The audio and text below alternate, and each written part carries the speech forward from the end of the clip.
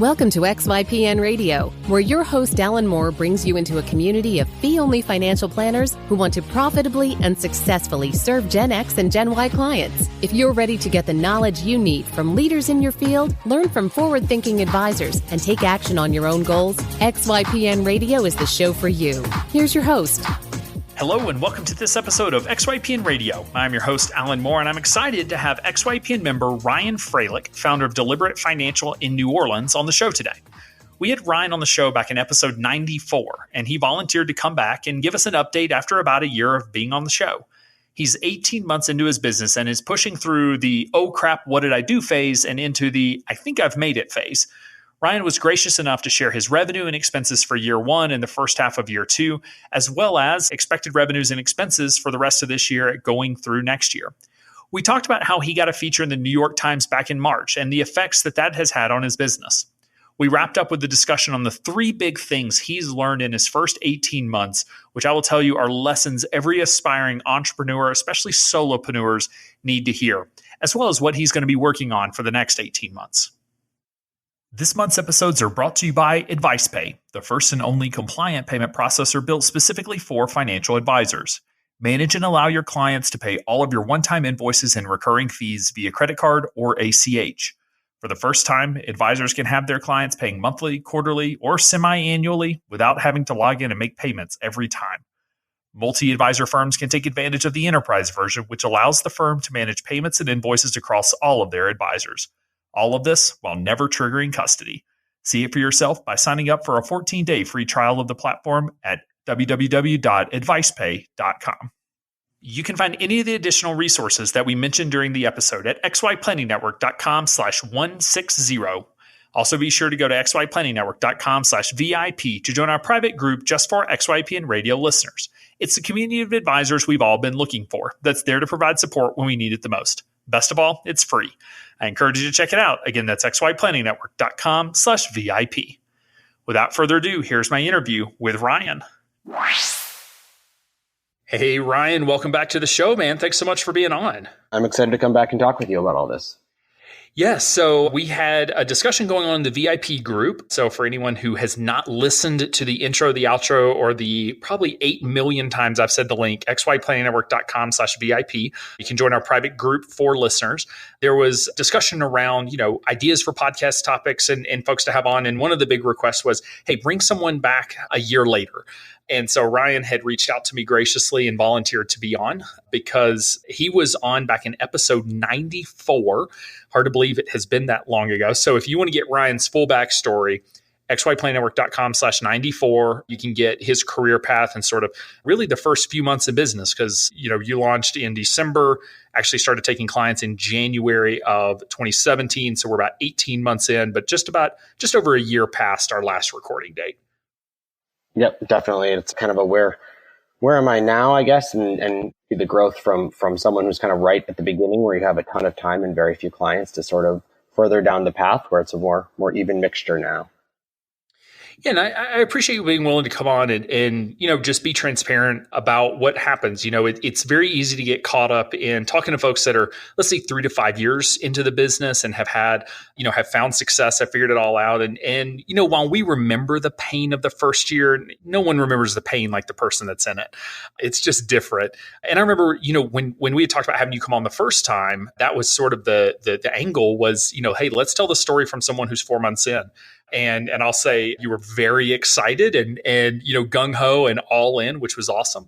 And so, again, just sort of get the 1 year update and we'll talk through, a lot of numbers and sort of what these 12 months have meant, but really want to give listeners, a view into what the first year really looks like. They've heard me say it's not all rainbows and unicorns. Quite honestly, there are very few rainbows or unicorns in the first year. It is a tough grind, but hopefully it's worth it in the long run. So let's just sort of go, through the process. So we had you on last April. Let's just talk about some of the new stuff that you've been working on, I guess, since then. Well, I guess I'll let you take the lead and then I'll jump in. Sure. Yeah. I believe when we last spoke, I want to say it was maybe a week or two before my son was born. We recorded and he was born March 2017. So it's been, like you said, about 15 months or so. And at the time, I was a couple months in and had, I believe it was 4 ongoing clients at the time. and have been kind of growing, I would say like slowly but steadily since then. So at this point, I'm up now to having, 19 ongoing clients, and over the course of the 18 months have had 36 total clients of some form. So whether that's a project or an ongoing client, or I have a 401 or a 403B I'm an advisor on. I've done some speaking and things like that too. So put it all together, it's about 19 are ongoing recurring clients and 36 total paying clients over that first 18 months in business. So about one ongoing client and one other, if you will, per month. So have you found that it's pretty linear, like every month, like 2 clients are showing up, or was it a lot slower on the front end? And are you finding like some hot spots and good times of the year, bad times of the year, or is it just sort of slowly ramping up and it's just going to accelerate from here? It is definitely like slowly ramping up, and I definitely think it will accelerate. I think it's always interesting to look back at. So I have a spreadsheet that I keep, or I put out a wealth box with signed fee agreements. And, even just looking at 2018, I think if I pull up just 2018, it's really interesting to see it's, there's a signed fee agreement in January, like right immediately after the new year. So January 4th, and there's another one on January 10th. And then there's literally no new clients until the end of February.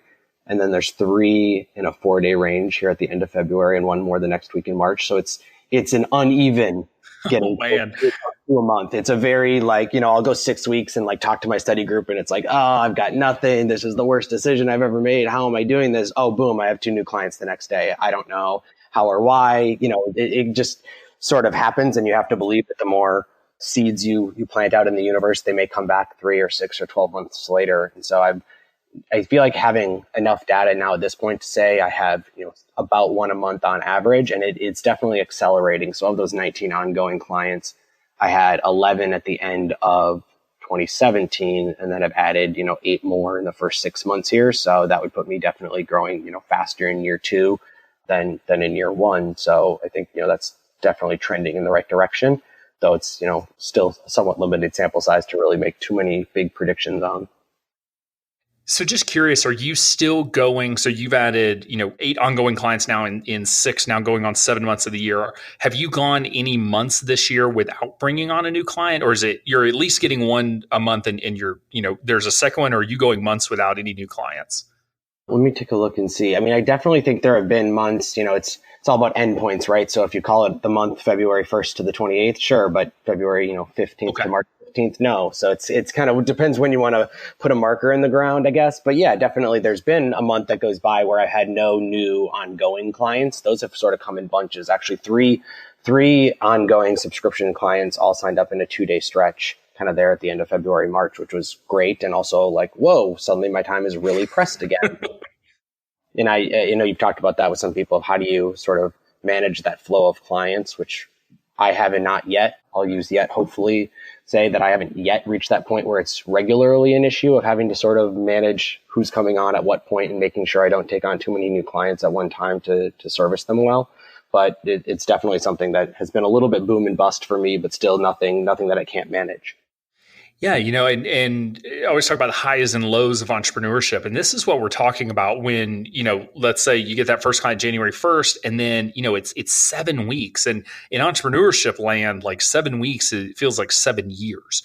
It's not only just entrepreneur, you're out, you're working by yourself. And I talk to a lot of people in my study group regularly and have a Slack channel with them and all that. But 7 weeks when you don't have colleagues in your office can really feel like a long time. Yeah, and then all of a sudden 3 show up, and then you're just buried, and all, then you're running around like a chicken with your head cut off. And so it is this sort of ebb and flow. And I guess any advice for new entrepreneurs, new solopreneurs that on how to deal with that? I mean, how do you get through the emotional highs and lows that come with these sort of swings when it comes to growth? Yeah, let me make sure I don't take up all our time on one answer, because I think there's a lot there. I had a bunch of thoughts that just ran through my head as you were asking that. So I think one thing is just tracking data is really helpful so that it's really easy to tell yourself stories, right? Good or bad. And it's nice to have some data to actually say, it hasn't been forever. It's actually only been 3 weeks since you signed a new client. It might feel like it's been 3 months, but if you actually look at it, it's been 3 weeks. I think, I actually kind of was worried. I was like, oh, I'm not even growing any faster in year 2 than I was in year 1. Is that a bad sign? And then I put it together and I was like, oh no, I am like close to twice as fast actually, or 1.5 times. Like that's really important to see. So I think having some actual data is important, even if it's a limited data set, right? Like we don't have that much yet, but it's something so that you're not kind of confusing what's the reality.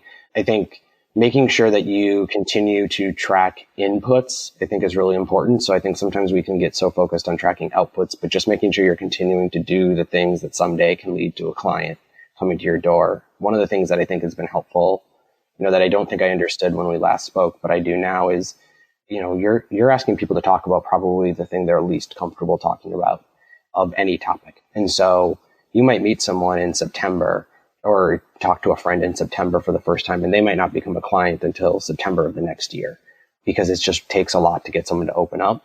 And so I think knowing that, continuing to plant those seeds out in the universe and have the conversations, having the coffee meetings, going to the marketing events, putting out blog posts, making sure you're continuing to kind of put that out into the universe and not stop because you're down because you've had a rough couple of weeks or because you lost a client has been really important.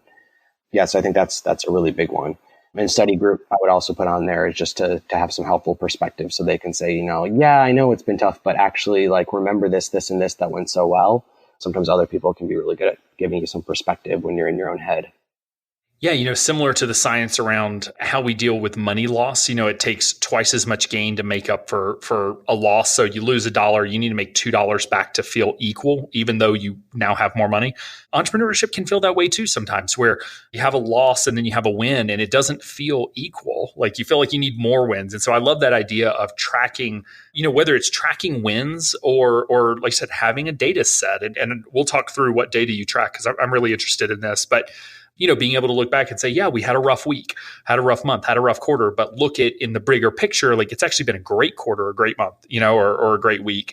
And, that can be quote in a newspaper or, a client signing on a prospect, hearing one of your clients referred you to another client, because that's the greatest gift, right? And best rush is getting that email where there's a client saying, hey, this is my friend so-and-so, and I want you to talk to that, or, I want to introduce you because he's done XYZ for us, and I think he could help you. It's like, oh, that makes a week, no matter what else happened, that makes your week worthwhile. Yeah, sorry, I cut you off. No, you're good. I think we take referrals for granted. Like we did a good job. We should get a referral. I mean, think about it from the perspective of the client. Not only have they experienced a positive enough value proposition from you as the advisor to refer you to a friend and give away that trust, they're also admitting to their friend that they have a financial planner. Mm-hmm. Most of us don't tell people we have a planner, right? It's like telling people you have a maid. Like no one says, oh yeah, I have someone that comes over and cleans my house. Like people don't say that. Like that's a weird thing to say. And maybe maid's not even proper anymore. I'm not sure the right terminology there, but we don't say that. And so, yeah, referral, like that's a huge win. Even if that client doesn't sign on, it's validation that you're doing great work to the point that you got that referral. Definitely. And I think just sort of large picture, just keeping the perspective in mind that there's not a one-to-one correspondence between inputs and outputs necessarily. So, just because you get really active on social media or blogging, probably nothing's happening off of that for maybe many months, right? And same with networking events, same with even sometimes prospect meetings. Like a lot of those things take, the close time on those loops can be a lot longer than we want it to be, especially at the beginning when you do have a lot more time than you do clients for many people who are starting from scratch like I was.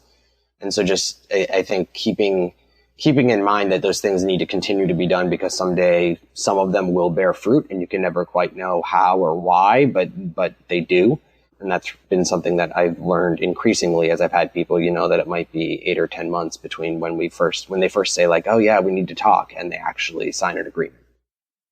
Yeah, don't get so focused on long play marketing like ebooks and blogging and podcasting that you forget to do the short play stuff, which is just going out there and finding clients, and vice versa. If you only focus on the short play, those longer play, foundation building marketing activities aren't there, and it can make it a little harder long term. So one of the things that I noticed and that we've talked about was that your niche market has changed. So when you were on the show last April, you were all in working with educators and teachers. So talk to me about sort of the decision to go with that niche and then how that has evolved for you and changed just based on what you've learned over the last year. Sure. So brief version is, I'm a former teacher and hired teachers for 5 years, and a lot of my friends are teachers and my wife is a teacher. So a lot of that going on in just kind of my personal social networks. And also it's just a group that needs a lot of help. Oftentimes there's a lot of misinformation. The 403B world is rife with all kinds of problems. They're not all bad, but many are. And so that was of real interest to me. And I would say I would broaden it from teacher to educator. One of the things I found is, the obvious is, just income limitations, of course. On a lot of teachers, if you're making, $47,000 a year and you have some student loans, it's pretty tough to pay any amount of fee that would be enough for me to work with on an ongoing basis, which is tough for me because I definitely started wanting to focus there. But I think building a sustainable business, charging, $75 or $100 a month to all your clients is probably not sustainable. I'm still definitely a lot lower, I think, on the fee end than many people, but I've definitely come up from where I started, as everyone seems to. And so that's my long way of saying it's broad enough to educators. So I'm working, about 70% of the clients that I've worked with have either been schools or someone in the household works in a school or for a nonprofit that supports schools. So, I have clients who are principals of schools and other administrators, some that are teachers, some that are social workers in schools. So I think it's gotten a little broader than teacher, which I think for me, I think has been helpful just to say, like, these are all people who are like doing work that's important and that I want to be able to support, but frankly, like also might have more complexity and more income to plan for than the average teacher does, which is, a whole problem in and unto itself, but sort of the reality of the matter for most people. Yeah, I had in my head you had like pivoted, totally different world, but you really expanded it from teacher to educator, it sounds like. So that does involve anyone who's touching the educational system, but it's still falling under the same retirement plans and pensions and, union contracts and all of those complexities that, I assume in your area, you're an expert in.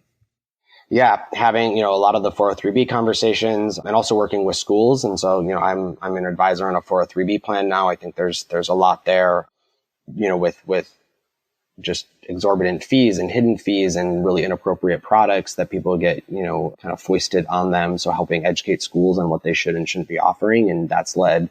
So, you just kind of never know where things are going to turn out. When we last spoke, if you had told me that I'd be the advisor on a 403B plan for a couple hundred employees, I would have thought like there's no way, but that's actually something that's turned out. And it's great because it's a way I'm able to, the long and the short there is we cut fees by more than half on the account from what they had been paying to what they're paying now. And those fees are all, passed on through the fund fees in the plan to the teachers. So, that's putting money directly back into the hands of those educators. And then I'm also working with the organization to do some more education and not just, stick to the plan, but also be present to educate people on what they should be looking for in their investments, what might be right for them, making sure it's from a plan design perspective set up in a way, with things that are going to be most beneficial to the teachers, not to the financial institution, which is usually how those defaults tend to work. So, definitely just broadening, I think, has been interesting and, definitely not something I would have planned or predicted. The other thing that is extremely obvious, and I don't know why this was not obvious to me, and I feel sort of like, how did I miss that? But trying to focus on teachers only is very difficult from a schedule standpoint, because if they're completely unable to meet from, 8 to 3, 8 to 4, 4:30 for a lot of people, that means my only meeting time is night, and that's not sustainable for me with a 1-year-old. I'm not going to give up multiple nights a week for client meetings. And so I think as I started to grow, if I have only people who literally cannot meet with me during the day, because if you're, a teacher and you're standing in front of middle schoolers, needless to say, you cannot schedule a financial planning meeting, even virtually. So broadening that has been really important to having people that have at least a little bit more flexibility in their schedules to meet. I stole this idea from Amy Irvine, but I do, at the beginning I was like, I'll meet with anyone and everyone all the time. And that quickly becomes unwieldy, right? Because you have couple of night meetings and then a Saturday morning meeting and then a Sunday afternoon meeting. And it's like, somehow I have very few clients and yet I'm meeting all the time. So I've from Amy that like I have one Saturday a month And then I have one night a week where I'll do late meetings, and other than that, I'm straight business hours. So it allows me to say, the second Saturday of the month, my calendar's open. You can go ahead and schedule if you need, kind of alternative times. And then Tuesday nights, you can schedule up until 8 p.m. That's fine. Other than that, I am completely 8:30 to 4:30 and nothing else. And so that's been kind of a big change as I've taken on more clients and being frankly more confident in saying, I don't need to bend over backwards to meet at the absolute perfect time for you. If you're really invested in doing this, you can find a time to meet me that also works for me in my life that I'm trying to build. Yeah, it's a great point. It's easy to overlook things like meeting times, and being willing to say, hey, this is the lifestyle that I want. And you have every right to do that. As your life stages change, these things change. Before you have kids or before you have a partner or significant other, you may say, I don't care. I'll meet nights and weekends, whatever. And when you have a family or you're involved in certain organizations, you may say, look, I want my nights and weekends back. And these things change, and that's okay. Nothing you do in your business can't be undone or changed later as your life evolves and as your clients evolve. But it is a great point. You got to be available to meet when those folks are able to meet. And middle of the day is not good. And I don't think you want to be on PIR days. I think that's what we call them here. Not a lot of those to be able to meet with clients. So. Yep. And just I think people have, have found ways to make it work. But I do think that's one thing I would say to people that's really important is I think in the beginning, it can feel like just working as much as humanly possible is the way to get there faster. And I come down firmly in the camp that there are diminishing returns to working a crazy schedule. And I don't think grinding 80-hour weeks necessarily correlates to having more clients. Could very well be proven wrong on that. But I've sort of taken the approach of slow and steady, going to get there. Working 80 hours a week is not necessarily going to get you there. And is that the life you want to be building for yourself? For me, it's not. And so I've just sort of said, these are the times I'm willing to dedicate to work. And outside of this time, I'm not. And all of my clients that I've shared that with have said, yeah, of course, that makes sense. No problem. And a couple of times they've gone, people who got used to scheduling Tuesday nights when I had them free because I only had, 7 or 8 clients. And then they go on and see, 3 weeks, I can't do anything till 4 weeks from now. They just go ahead and find another time. And I think that's confidence that I've gained that, I have now that maybe I didn't have 8 or 10 months ago. Yeah, it's a great point. So was the decision to move from teacher to educator, was that a conscious decision or did it just sort of evolve over time? Can you remember a conversation with your study group where you said, I've made the decision, I'm going to go from teacher to educator? Or did it just sort of evolve that direction over the last year? So it's definitely more of an evolved. I definitely talked to them, probably talked them to death about it, but it definitely sort of evolved. And I'll be perfectly frank, I don't know how to approach it. So I got very lucky in having a very nice feature in the New York Times with Ron Lieber, focusing on some of the 403B work and helping educators get out of really inappropriate products and some of the roadblocks that are thrown at them as they're trying to figure out how to navigate 403B world. But what was funny about that is I had been increasingly kind of moving some marketing away when that happened. And then that's, been a nice piece to kind of share with people about some of the work I do with educators. And so it's almost, in a way, I was kind of starting to intentionally move further away, and that rerouted right back into education world pretty quickly. And I'm pretty happy about that. It was definitely funny. I started to go down a little bit different path and then whoop, right back onto it from something that happened a little bit unexpectedly. Yeah, and I was just being clear about it because I find that most of these things are evolving, right? These things are not always just points in time of oh yes, I made this decision this day. It's look, it's just businesses evolve, and I think a lot of times we get stuck on you picked a niche, stick with your niche, or you picked a service model, it'll never change. It's no, these things change all the time, which is, your story certainly is a case in point of. Yeah. And I think, whether you're a journaler, I'm not a big journaler, but I do keep a couple sentences a night. And it's so interesting to read what I thought or what I wrote a year ago now, and I don't, like I said, I don't write a lot of stuff, but just seeing I was thinking I was going to move away from that, or I lost that prospect, or I first talked to that person. And I think that's a really good perspective to, you look back and think about your own past and you don't really have an objective memory about what you were thinking or feeling on that day. So it's nice to have some sort of record of why did I make that decision? Or even look back and say I never really made that decision. It's just sort of evolved organically. Yeah, that's been helpful for me to reread kind of what I was thinking and feeling at this point last year. So let me ask, of your ongoing clients and sort of the work that you've done, what percentage would you say are in your niche versus not in your niche of educators? It is, I actually just did this. So it's about 70% are in and 30% are not.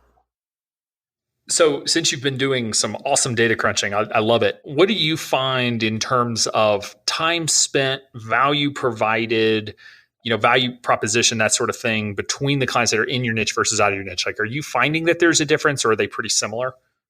Yep. I mean, I'll be perfectly honest that the clients out of my niche tend to be higher income and thus higher annual fee. And that's okay with me. I think, we can talk some of this about goals. I think, I don't necessarily have the aspirations to build a $500,000 firm. That's perfectly fine for some people. It's not what I'm looking to do, or at least not in the near term.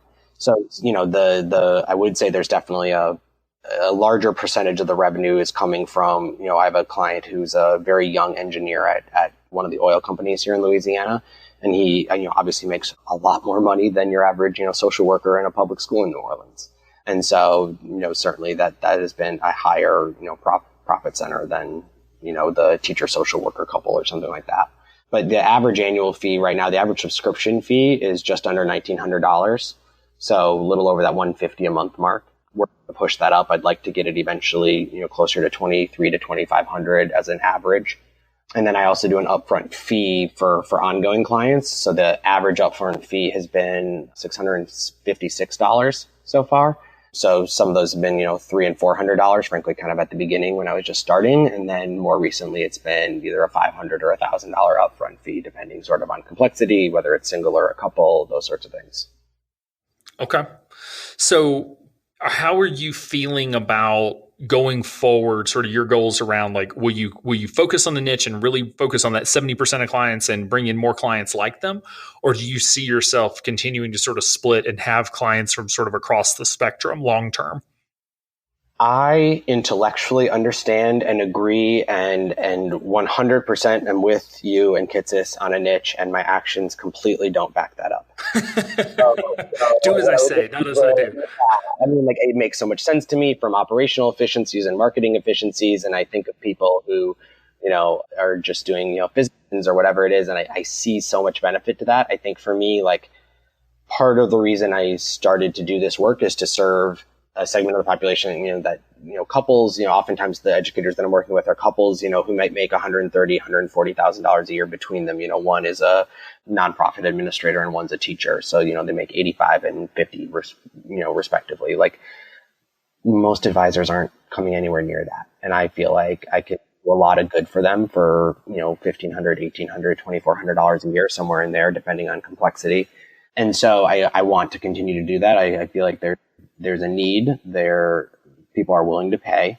People have problems that they want your help with. And so I would like to continue to do that. I know that, realistically, I need to have some clients outside of that niche in order to, kind of drag up the average, to be really blunt about it, the average, annual fee. But it's important to me to serve a population that a lot of advisors just either aren't set up to serve or aren't set up to serve in a really hands-on way. There are some advisors that maybe would manage, let's say they have, a couple that has $100,000 rollover, great, but they'll see them once a year most often. Whereas I'm willing to meet, 3 or 4 times a year, because you got a lot going on at that stage of life, right? There's merging finances and kids and student loans and trying to figure all that out. And a lot of people have worked, 3 jobs in 10 years. So you got to kind of collect up all the old retirement accounts and figure out where to put them and how to invest them. There's just a ton going on for people. So I think, there's a lot of value to be added to those folks. And I don't want to stray too far away just, because I know, that I could make more money doing it in another way.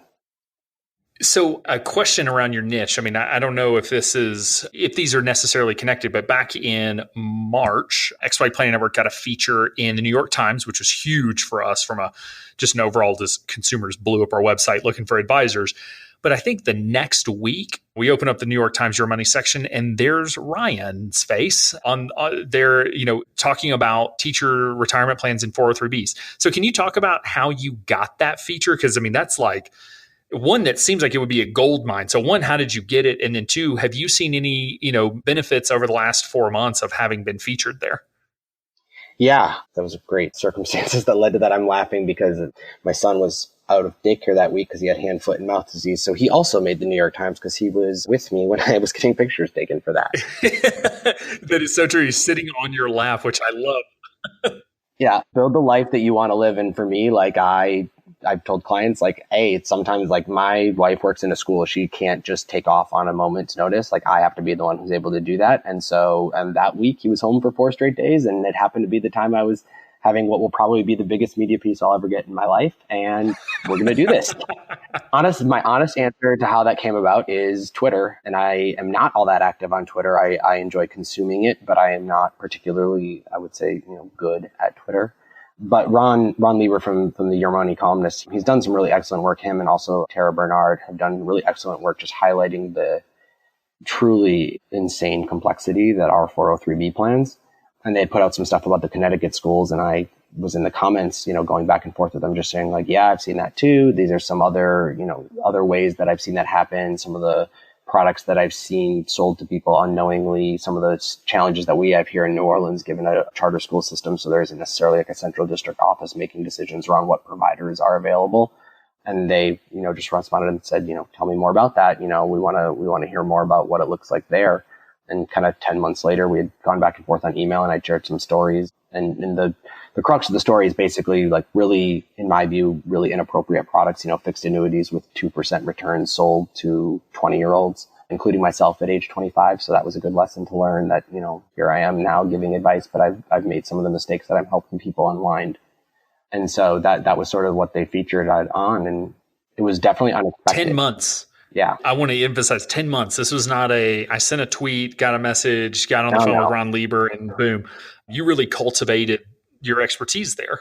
Yeah. And I mean, I've worked with a lot of clients to figure out what is the right thing to do given the surrender fees that can often be there, whether it's worth paying them or not paying them, what's happening with their job.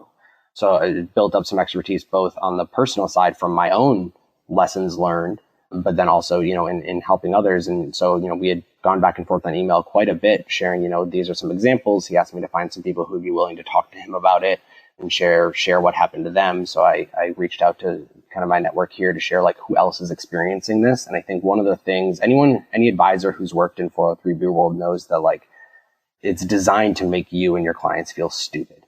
They throw every roadblock in your way to getting your money. And so, this form is the form you need. And then you turn it in and you're told it's not the form you need. And then you turn in the different form, but you're told you need a notarized signature or a medallion signature. And then by the time you get that in, they say, actually, there's a surrender fee on this of X amount of money and you have to agree to that.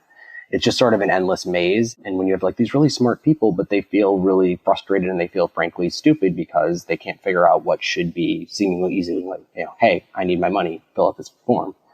And so, I shared with him some of the runarounds people were getting and they shared with him and sort of that developed over time. And, what I was really happy about, so I think 2 outcomes, like my website certainly got a huge spike in visitors that weekend and into the next week. So it's definitely been helpful. I think though, again, I'd go back to the fact, like I got 1 client directly off that article.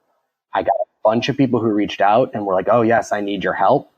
Most of them have now tapered off. They were like, oh yeah, let's talk. Some of those led to calls. But only 1 person who reached out immediately from reading that article became a client, but it's still incredibly beneficial in other ways because, I'll be somewhere and someone who I haven't seen in years like, yeah, I saw that. Actually, I'm having that problem too. Can we talk sometime?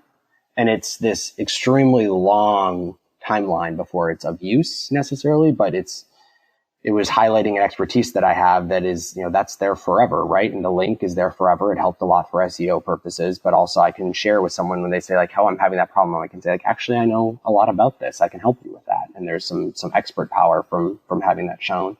So yeah, it was a long process to get there and definitely something that I wouldn't say, I necessarily have like a roadmap to follow to get something like that. It was, I was commenting on something that was an important issue and that I have some expertise in, and someone wanted to kind of elevate the story and make sure other people were being heard. And the most important outcome I would say is everyone I've talked to since then who has had to file the paperwork to get their money out of this company has said it was a breeze, no problem, no roadblocks whatsoever.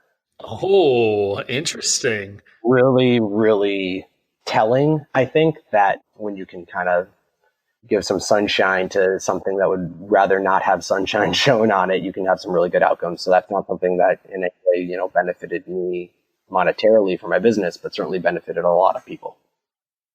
There was a meeting, of just that morning, like, oh my gosh, what just happened? There's a flag on those accounts. Anything with this, group ID number or plan number, just like no runaround, no BS. They put in withdrawal forms, send them the money. And I think those things are really important. So I would say I did not necessarily get nearly as much of a boom as I would have thought. But I think that's the sort of thing that, I hope will continue to pay dividends for many years, both for me personally and for anyone kind of wrapped up in those plans. Yeah, absolutely. So do you mind, and I know part of this was that you were pulling together some numbers around sort of your overall years in business. So you're basically 18 months into the business. So can you talk me through maybe first year, second year revenue and sort of run rate, just sort of revenue and expenses so that folks have an honest assessment around like how much money have you actually made in the 18 months that you've been in business and what are you actually thinking you're going to be making over the next year or two? Yeah, I'm happy to do that. And I would just say with the caveat up front that like there are going to be people who hear this and think, oh my God, that's nothing. And there are going to be people that hear this and are like, yeah, that sounds great. That's exactly my plan. So this is one person's perspective, but I think it's helpful just to put out into the universe where it's been. So if you start from when I started the registration process, because that's really, frankly, when the expenses started. So my year one, if you go back into 2016 when I started year one, so the gross was 27,105. The expenses were just under 17,000, so about a $10,000 net profit from the moment I started registration and signing up for XY through the end of my first year of business was about 10,000. And then right now for year two, right at the end of July, was just under 20,000 net revenue. So if you project that out and kind of run rate for the end of 2018, I'm projecting that I'll end 2018 somewhere around $45,000 to $47,000 for my second year. And what I did is I also, this knowing we were going to have this conversation kind of got me thinking, what does this look like in the future? So what I did is I took what I hope is a conservative estimate of continuing to add one client a month and do one project client a month all the way out through the end of 2019. Just to see where that leads me. And I am adding some expenses coming up. I'm getting a co-working space for the first time, so that changes things a little bit. But at the projections right now, it looks like it'll be right around 70 for year three in terms of a net revenue number. Net revenue, not gross. Yep, net, not gross. And I will say, like, I am a goal setter that likes to set what I think are feasible and then jump over them. I don't necessarily set the like huge audacious goal and come up a little bit short. To each one. I think that it's probably likely both of those, both the 2018 estimate of about 45 and the 2019 estimate of 70 are probably going to be low, but I also would be perfectly happy if I hit right on those numbers. And so, yeah, that's sort of where I'm at. Happy to answer more questions about it. Yeah. So for this year, estimated to make 45 to 47,000. What's your guess in terms of expenses for the year? Yeah, my guess for expenses for year two, let me get to that page really quickly, is going to be about 17,000. Okay, so about the same as your first year. Yeah, and I would like to actually pare that down a little bit. I redid some branding and that was, I had a couple of fixed expenses. I rebought a computer. So there are some stuff that I hope is one time built in the first part of 2018. So I think that will probably trend a little bit lower, but I'm also about to start paying $400 a month for a co-working space. So I've built that in. So I think that it probably, it would be closer to about, I could probably get it closer to about 15 for the year of expenses, but I like to err on the side of being pleasantly surprised. That's what I do with the clients, and I try and emulate that in my own business planning. So just so I'm clear, you're going to make, based on estimations, you're going to make somewhere between 45 and 47 and spend 17. So therefore you're going to net about 30,000 for the year. Sorry, make somewhere around 60 to 65. So okay, so the net is that 45 to 47. Yep. So okay, we've thrown a lot of numbers around, but just to give people kind of an order, like year one was around 10 net, year two guessing around 45 to 47 net, year three somewhere in the 70 to 75 range net. Okay, perfect. Thank you. Just being sure I was on the same page. So, yeah, I mean, you're absolutely right that there are some people that hear that and think like, there's no way I couldn't eat. Others are like, yeah, that's exactly what I'm shooting for. There's no right way to do this. And quite honestly, I do think sometimes the goals that we set affect the business decisions that we make. So if you had said like, Alan, I want to make $1 million in year 3, you would have made some different business decisions than you made shooting for sort of where you're at, so. And again, that's neither right nor wrong. Right is doing it the way that works for you and your family. So this is pretty typical, I would say. So according to our benchmarking survey that we conducted last year, we're in the analysis phase for this year's survey results. Usually year 3 is where folks replace pre-employment or pre-solopreneur salary is sort of when we see that. So somewhere in that 24 to 36 month range is when you're in that, I'll say 50 to 75,000. Some folks are making a bunch more than that. Some folks are making less, but that's a pretty typical path that we see is somewhere in that 3rd year. Now, also keeping in mind that, when you start making like a pretty decent salary, it's not necessarily at the end of year 3, right? That 70,000 gets spread out over the year. So it's really going into year 3.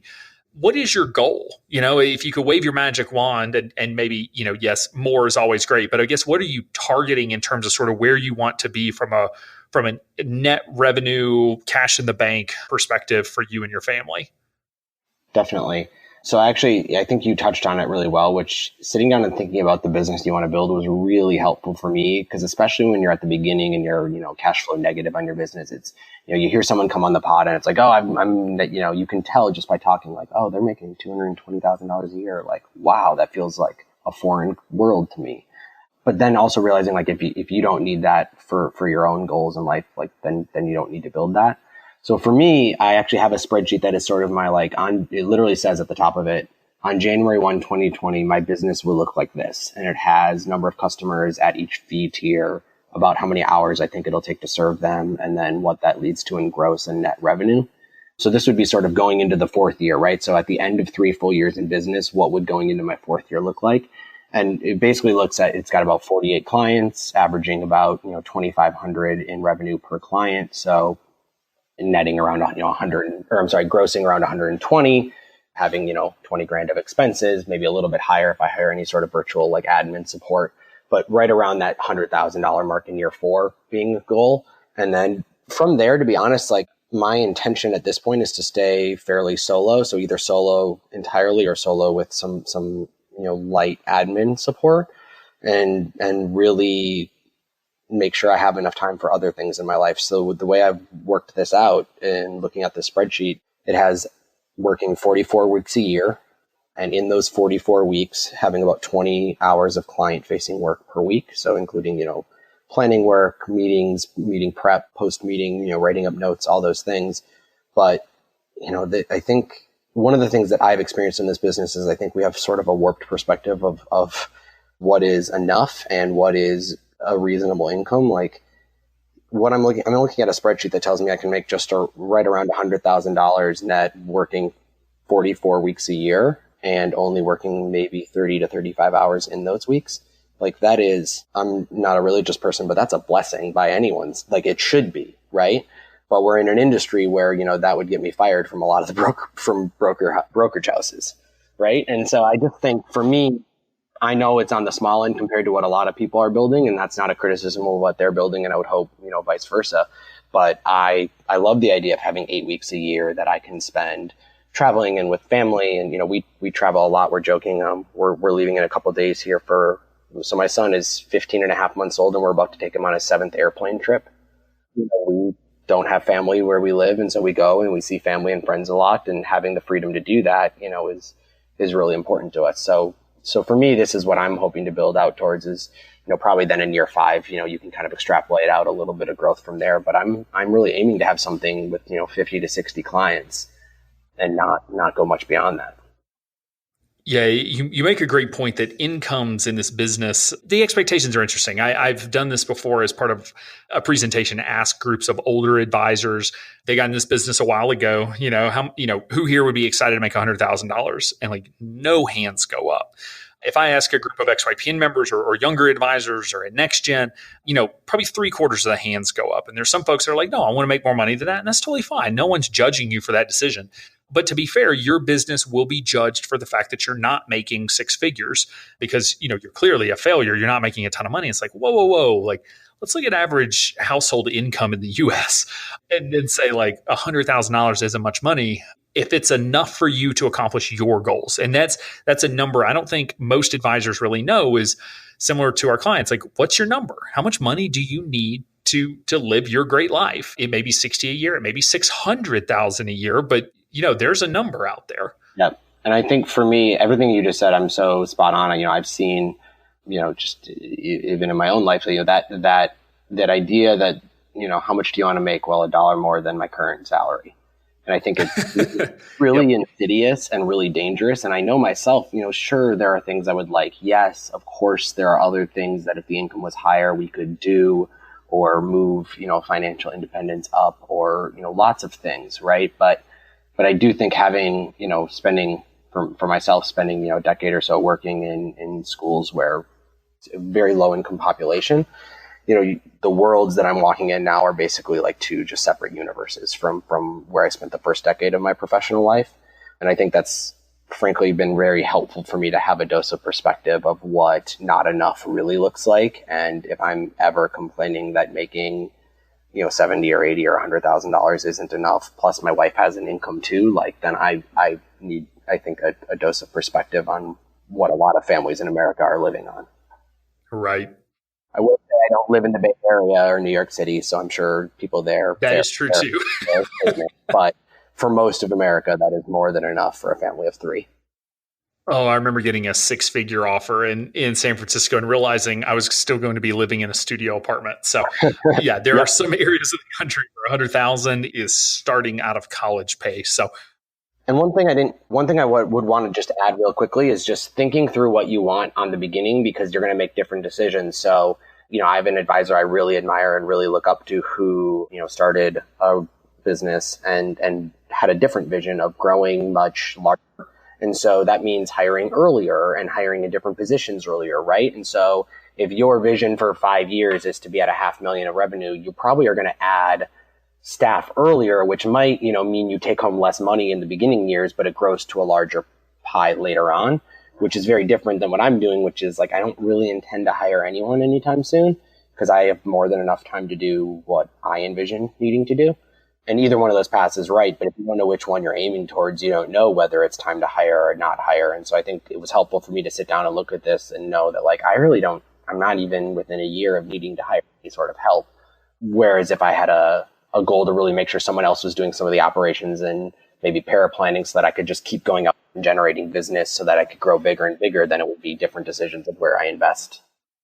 Yeah, it's a great point and something to keep in mind, because I think it's really tempting if you don't have a vision for where you're going. It'd be really tempting right now when you get 3 clients in one day to be like, okay, time to hire.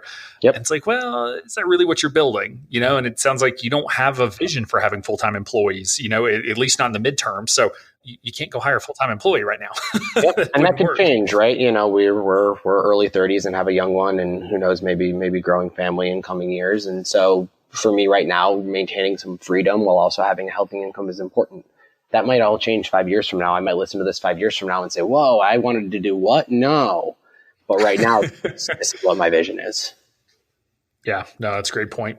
So I'm curious about your service model and if it's adjusted at all. So, you listeners can go back and get the full details, but could you just give me sort of a broad view of sort of how your service model started and if it's evolved at all, number of meetings, types of meetings, things you're covering in those meetings? Has any of that really shifted for you? Yeah, it has a lot. And I think kind of slowly iterating is definitely a piece of this. So first and foremost, like, my first client was no upfront fee, $75 a month. Needless to say, that is not enough to grow a business. So it didn't take very many of those, did you? Didn't take long to figure that out. So I think, while I still am on the low end, I think in this industry, even for the retainer fees that I charge, I've definitely moved up where at this point, I basically won't do a retainer client for less than $1,500 a year and $500 upfront fee. That's sort of become my minimum. Now that, is is, I think, within reach of a lot of the clients that I'm targeting, which is, 30 something couples who make between, $100,000 and $250,000 a year. And I am blessed with some freedom in terms of my fee schedule because it really is based on complexity. And so if you kind of have two W-2 incomes and not a lot too crazy going on, it really can add a lot of value for that in something that like the $1,500 a year, $1,800 a year mark. Certainly it goes up for more accounts and whether someone's self-employed and whether there are kids to plan for or student loans, those sorts of things. So there is a range there for sure, but fees definitely went up from where they were at the beginning. And I've also raised fees for several clients. And so far that's been very understood. And they said, yep, we totally get it. We appreciate everything you've done. Totally. So like I had some clients that started at $150 a month and it's now $250 a month. And they said, yeah, absolutely. So that's one thing. Yeah. Talk to me about the upfront fee. So you didn't start doing an upfront fee. Now you do. What's the purpose for the upfront fee and how do you find, it's working for you? Yeah. So I'd say three things that I think I get out of the upfront fee. I think one, the obvious, right? Cash flow for the business. I wish I could not say that was important, but it is. But two is I think it's a really important commitment device. What I learned early on is I had a few people or a couple clients sign on where it was like, yeah, that sounds good. And when you're only charging $100 a month, it's easy to sign on and then, oh, the meeting got canceled. They didn't get me this document. Like it just wasn't taken as seriously as maybe it needs to be. And I think like if someone's going to drop $500 or $1,000 up front, like, they're going to take it seriously. They're going to respond. They're not going to cancel meetings. And so I think it is a really important almost screener of like, is this person really ready to dig into this?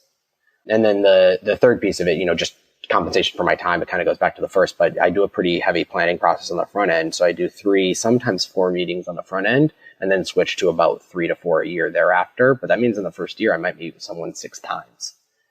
And I think that that's really important because I do spend a lot of time doing sort of vision, and I've redone that meeting quite a bit, the vision and goals and discovery.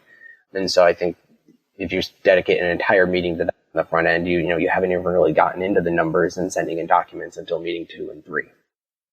Yeah, I'll say I'm a huge fan of the upfront fee, so I highly recommend it for exactly the reasons that you're talking about. We just see clients just get so much more buy-in, and it does help cash flow, especially early on. That extra $500, $1,000, $2,000, whatever you choose to charge, it does help. But listeners also know if they've listened to a lot of the episodes, in our benchmarking survey last year, I'll go ahead and give you a hint that we saw the exact same statistic this year. It's the only time in statistics I've ever seen 100% used. And that is 100% of XYPN members that responded to the survey raised their fees at some point in the first 3 years of business. So for folks that are thinking about starting a business, you're on that list. Yep. And I think that's okay. I think about that a lot. Like, does that mean someone right now listening to this should start higher? Maybe it does. Or maybe it means like after you've worked out some kinks and really refined your practice, like if I'm being honest, like people I sign on tomorrow are going to get a heck of a lot better experience in their first 3 meetings than the people I signed last February. So maybe it's right to start lower, and that might be my own imposter syndrome coming out. But I think sometimes you can take the wrong lesson away from the fact that everyone raises fees. It doesn't necessarily mean you have to start so high you won't need to.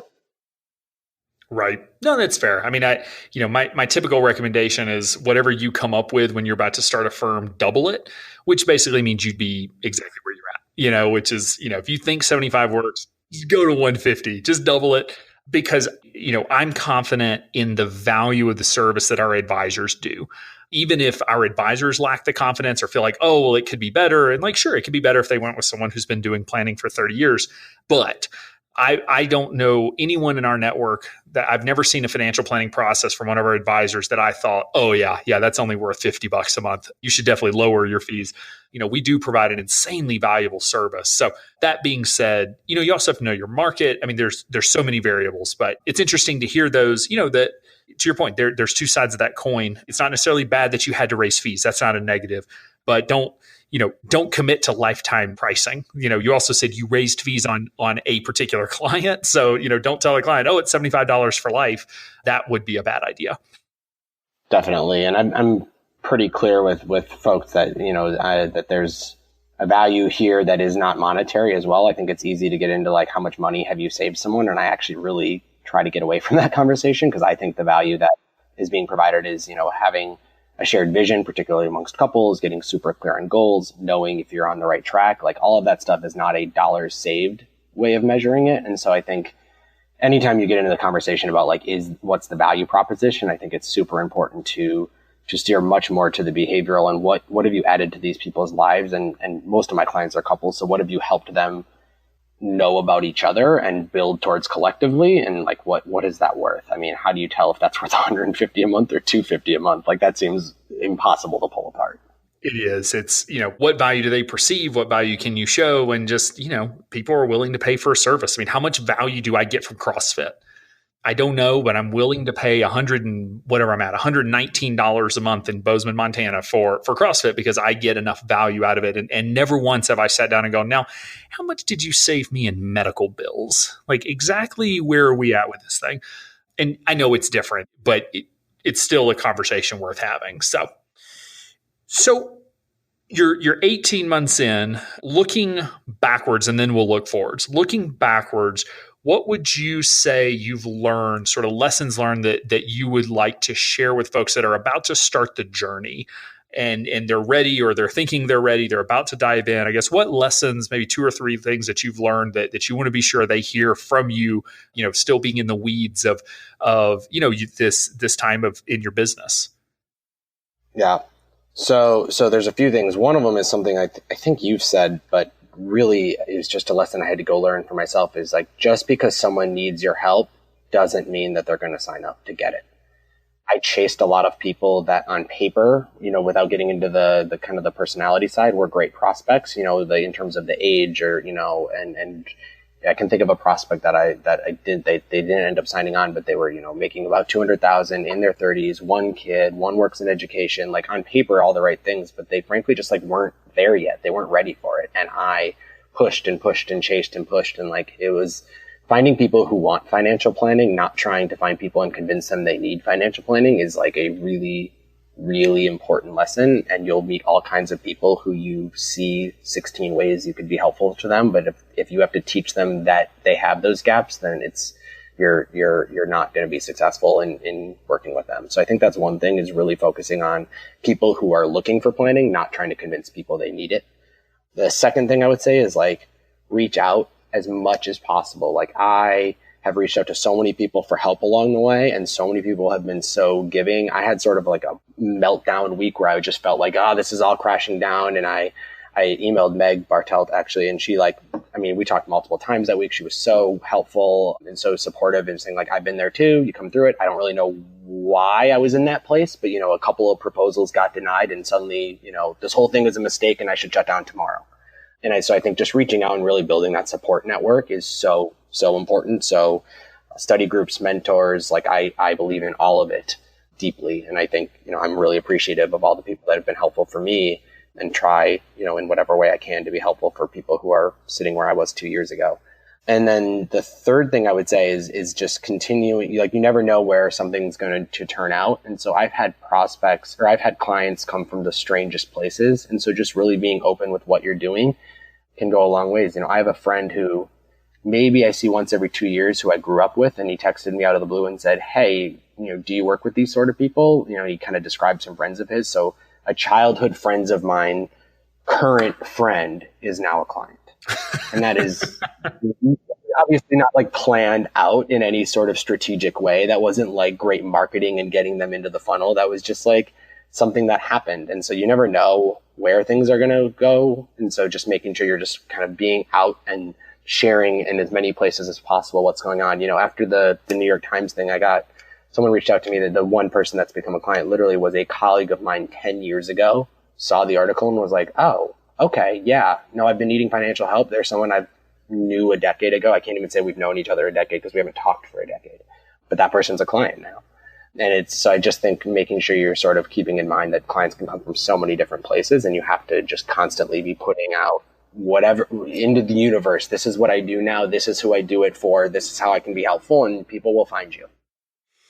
Awesome. I think it's all just, I love that advice. I think I hope the folks that are listening are actually listening to that, because again, like you're in the middle of it and sort of coming out of I feel like you're making enough money this year that you are, in my opinion, you can correct me if I'm wrong, but you're in the like, okay, I'm good. Like I've made it. I'm making money. I'm not drowning anymore. Like, and, so hear this, because that is the process, and we all went through it. So, yep, that's exactly where I'd say I am is just starting to feel like, oh, this thing's going to work. And certainly not that I want to stay at the revenue I'm at now forever, but like our family can live on what we have coming in. And it's not, it's more money coming in than going out, as opposed to the beginning of starting the firm where it's like, oh, there's more from my savings and a little more from my savings every month. Right. So looking forward, what are you going to be working on over the next 12 to 18 months? Obviously, you got plans for growth and that sort of thing, but any other big projects or anything that's on the horizon for you?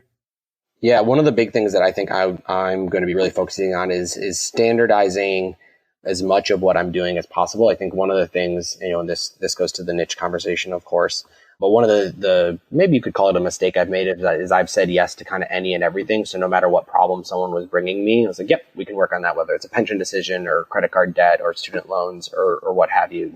The net worth of my client ranges from 2 million to negative 200,000. So there's a range. And so making sure that I have kind of a more set sequence of things that I go through rather than being so responsive to each individual situation all the time. I think that's one of the trade-offs that I have to make, intending to stay smaller and be a little bit lower on the fee schedules from some people, is that I need to have a more standard process, because otherwise it'll be too much time and too different each time to operate efficiently in what I'm trying to build. So that's definitely coming up. And along with that, I signed up for like a TAMP for someone. There was a client who really they wanted their assets managed. And I was like, well, I don't really do that, but I can show you how to do it and make sure that everything's done the way that you would want it to. They're like, no, we just want you to do it. I was like, okay. So I signed up for a TAMP, and now it's like, well, I have this one client with a TAMP, and now I have and all the due diligence. Yeah. And I shout out First Ascent. They're great. I really enjoy working with them, but it's not really where my business model is. So I have this one client that then I have this relationship. And again, like if I'm trying to build something relatively streamlined and without a lot of extra staff, I can't be anything and everything. So trying to just simplify what each client is getting and kind of make that a little bit more routine. And then I'm trying to get more active in blogging and writing. I'm writing a couple of guest posts for different places coming up. And so I'm trying to get more into that. I think it's taken me a really long time to understand that the process is not, I put out 3 blog posts, I get a client. That is not the process. If you think that it is, please let go of that belief immediately, because I held on to it for way too long, which seems really stupid in hindsight, but I did. But getting kind of just my thoughts out into the world and sharing, these are things that I'm thinking about, that I can teach, that I can educate. I forget who said this, but replace the word marketing with education. Every time you think marketing, just think educate. That's what good marketing should be, and trying to get that into the world, which I think will help a lot of people. I've had a fair number of people, I run into at a crawfish boil or something that are just like, oh yeah, I saw that thing you posted about whole life insurance. That was so helpful, because I had this, my brother's college roommate was talking to me about whole life and I almost bought it. And I tell you, great. The article had 26 views, but it helped you. And so I think that's also on my agenda, is just getting that more regularly and not thinking of it as a direct mechanism to immediately having a client, but just educating people generally.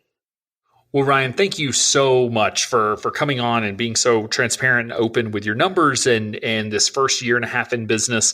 I congratulate you on getting through the first year and a half and getting to the point where this is a lot more fun conversation than it can be at times. But, I look forward to seeing your continued success in the future. So thanks so much for taking the time to be on. Absolutely. It was a pleasure to be here, and I'll see you in St. Louis. This month's episodes were brought to you by AdvicePay, the final piece of the puzzle of how to implement a fee-for-service financial planning program at your firm. Getting paid while avoiding custody is necessary to offer services to clients that don't yet have assets being managed by the firm.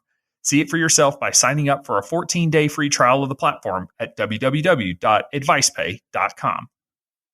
Be sure to join our VIP community at xyplanningnetwork.com/VIP to hang out with other XYPN radio listeners, ask questions for future mailbag episodes with myself and Kitsis, and to finally find a community of like-minded financial advisors. Thanks so much for joining me today. We'll see you next time.